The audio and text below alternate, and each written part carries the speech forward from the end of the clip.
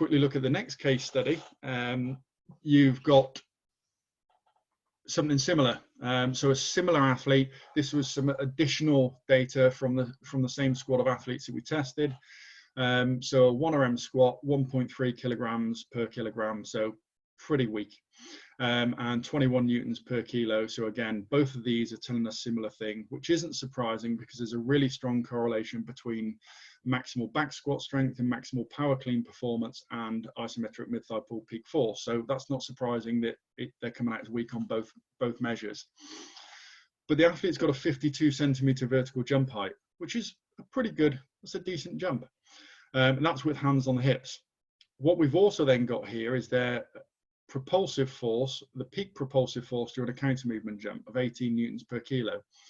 And what we can do is we can actually work out the dynamic strength index.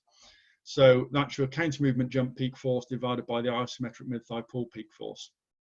And this gives us a ratio of 0.86. So they're basically producing 86% of their force during a jump, or 86% of their isometric force during a dynamic ballistic jump, so the counter movement jump, which means they're pretty efficient at producing forces rapidly.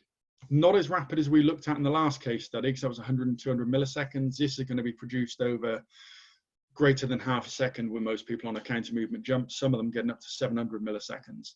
So this is indicative of somebody who again can produce pretty efficient and effective forces rapidly, but they're just generally pretty weak.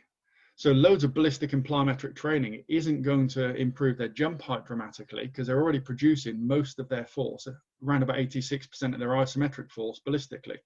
So they've really got to, again, focus on more strength-based training. That doesn't mean you exclude all plyometric and ballistic training, but there's got to be a much greater emphasis on development of strength. And then in contrast, looking at athletes from a different sport, this is the final case study I'm going to provide. We've got an athlete that can squat 2.2 times body mass, pretty much arse to grass, as deep as they could possibly get with good technique. So that's a pretty impressive squat for a team sport athlete in this case. And they're generating over 40 newtons per kilogram. So again, those two tell us exactly the same thing. But they've only got a 38 centimeter vertical jump, which isn't brilliant. It's okay. But considering that the last person that we looked at was getting a 52 centimeter vertical jump, but they were pretty weak, that tells us that this athlete isn't using that force, these really high forces they can generate efficiently or effectively during a dynamic and ballistic task. The dynamic strength index then tells us the same thing. So again, that was the ratio of your counter movement jump peak force divided by the isometric mid-thigh pull peak force. So they're only producing 51% of their isometric peak force during the dynamic task.